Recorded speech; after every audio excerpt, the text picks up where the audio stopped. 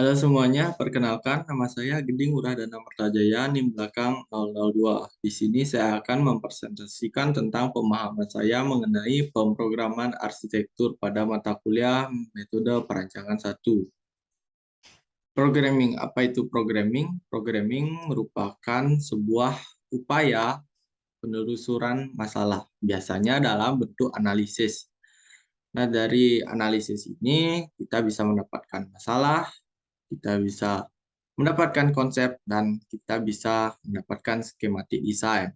Dan untuk programming arsitektur itu merupakan proses pengaturan informasi sehingga informasi yang benar dapat secara tepat posisinya dalam proses desain dan keutusan yang tepat dapat dilakukan untuk mempertajam hasil desain. Jadi, untuk programming ini bisa menjadikan desain kita itu semakin tajam, hasilnya semakin bagus jika melakukan programming yang tepat dan benar.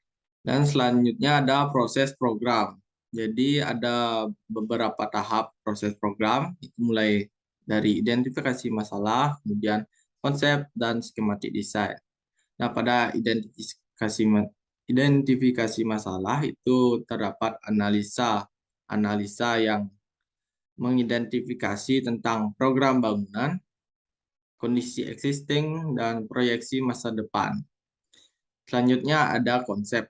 Konsep ini merupakan ide gagasan di balik sebuah desain. Nah, pada mengkonsep, kita bisa saja balik lagi kepada identifikasi masalah, karena konsep itu sangat berkaitan dengan identifikasi masalah. Ketika ada permasalahan saat kita mengkonsep, kita akan mengidentifikasinya lagi, dan kemudian setelah klop ini, identifikasi masalah bersama konsep, lanjut ke skematik desain. Skematik desain ini merupakan solusi pemecahan masalah atau juga perancangan konsep yang lebih lanjut.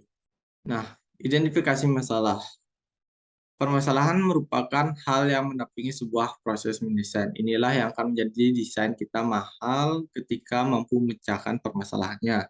Dan identifikasi masalah itu terbagi menjadi 4, yaitu fungsi, bentuk, ekonomi, dan waktu. Identifikasi masalah fungsi. Fungsi yang dimaksud itu bagaimana nanti bangunan tersebut dapat berfungsi dengan baik. Yang artinya kita diberikan tanggung jawab dalam permasalahan ini bagaimana agar nanti bangunan tersebut dapat memberikan kenyamanan bagi penggunanya sehingga fungsi bangunan tersebut tercapai. Jadi kita harus bisa bagaimana bangunan tersebut bisa menjadi tempat yang tepat bagi penggunanya. Kemudian identifikasi masalah bentuk. Nah, dalam hal ini sebagai arsitek, tugasnya itu merancang dengan menunjukkan hasil yang berestetika. Dalam permasalahan ini, beberapa kasus bisa menjadi hambatan dalam merancang bangunan yang kaitannya dengan site.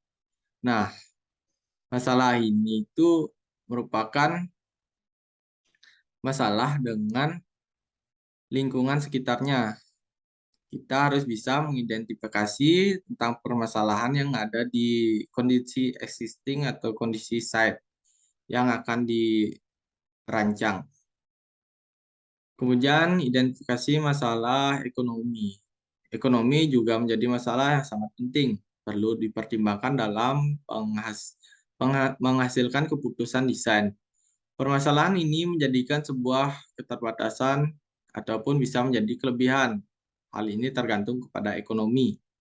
Jika ekonomi dalam perancangan sangat minim atau out of the budget, arsitek tidak boleh memberikan kualitas yang buruk dikarenakan budget. Disinilah peran penting arsitek agar bisa menemukan alternatif desain. Kemudian ada identifikasi masalah waktu. Mendesain, arsitek harus memikirkan sebuah perancangan yang bisa mengakomodasi kegiatan yang sekarang di tahun-tahun yang akan datang. Jadi bagaimana bangunan tersebut bisa bertahan di waktu mendatang? Itulah pertanyaan yang akan muncul.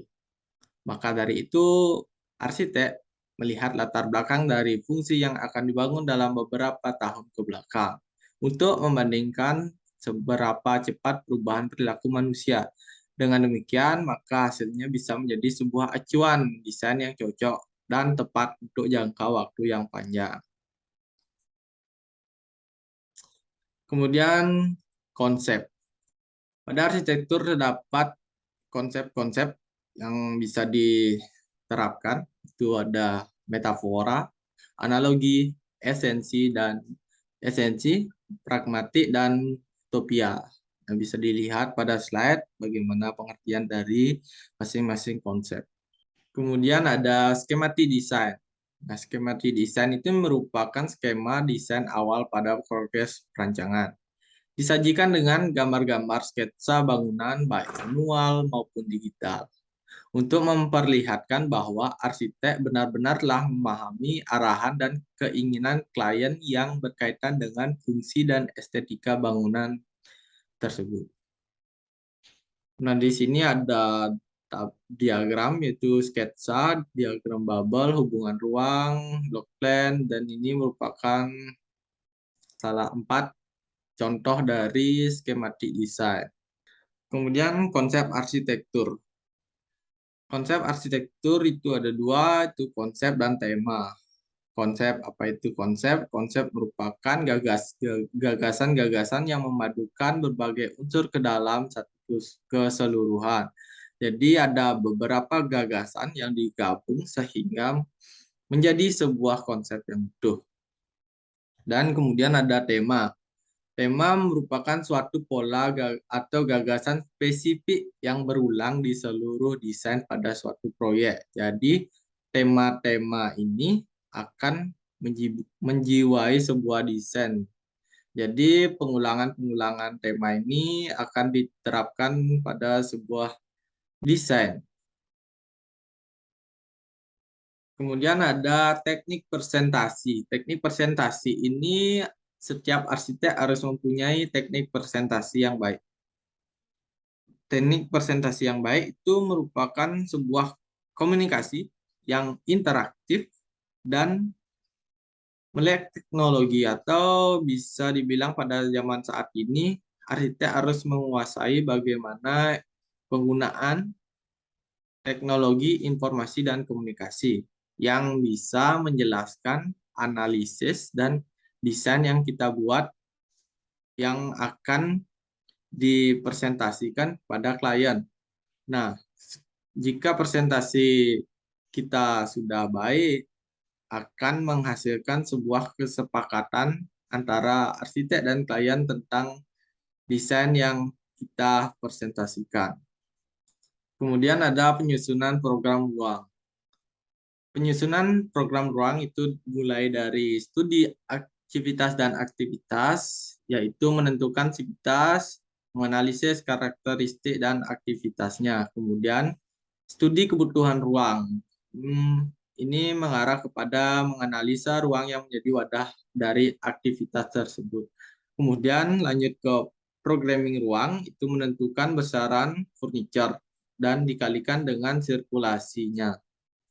Kemudian hubungan ruang, menentukan jarak antara ruang atau hubungan per ruangnya.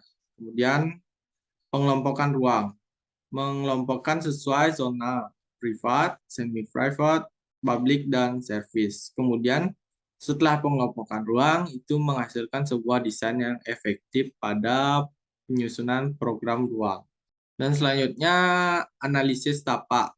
Analisis tapak ini merupakan perhitungan kebutuhan tapak yang menghitung KDB, menghitung KDH, menghitung KLB, dan segala jenis perhitungan yang sudah diperhitungkan untuk kebutuhan tapak. Kemudian ada kriteria pemilihan tapak. Pemilihan sesuai dengan fungsi bangunan yang dikaitkan dengan hubungan ruang luar tapak tersebut. Kemudian pengamatan data alternatif tapak. Kita tidak bisa memilih hanya satu tapak, kita harus punya alternatif tapak. Pada proses ini yaitu mengamati data-data tapak yang akan dijadikan alternatif dan tidak menyimpang dari kriteria tapak pertama. Kemudian pembobotan alternatif tapak ini merupakan penilaian dari atau pembandingan nilai dari tapak-tapak dan alternatif tapak. Menilai masing-masing tapak dari segi kelebihan dan kekurangannya. Kemudian menghasilkan nilai tapak tertinggi. Hasil tapak tertinggi ini akan dipakai sebagai tapak terpilih. Hasil dari perbandingan tapak pertama dan tapak alternatif. Kemudian ada contoh arsitek. Di sini saya mengambil contohnya yaitu Kengo Kuma. Kengo Kuma merupakan salah satu arsitek berkebangsaan Jepang. Desain Kengo Kuma ini selalu berkonsep pada interaksi manusia dengan alam. Nah, ini ada beberapa contoh dari hasil desain beliau. Dan kemudian di sini ada bagan yang saya dapat dari jurnal penerapan prinsip desain Kengo Kuma pada Women Opportunity Building di Pekanbaru yang ditulis oleh Adipadil, Yohanes, dan Gun Faisal. Di sini merupakan bagan yang dimana menurut jurnal penerapan desain prinsip yang dilakukan oleh Kengo Kuma, yaitu ada pertama pada teori, kemudian survei tapak, analisa site, kemudian analisis ruang, program ruang, ada yang itu ada konsep.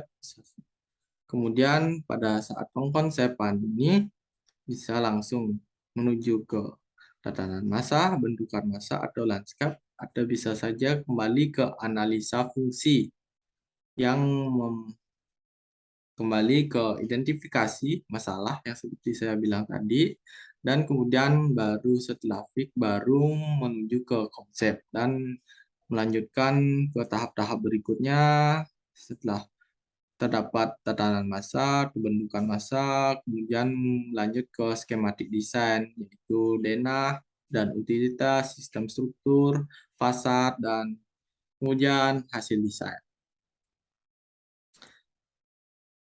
Oke, sekian dari presentasi saya. Bila ada salah kata, saya mohon maaf. Saya ucapkan terima kasih atas perhatiannya.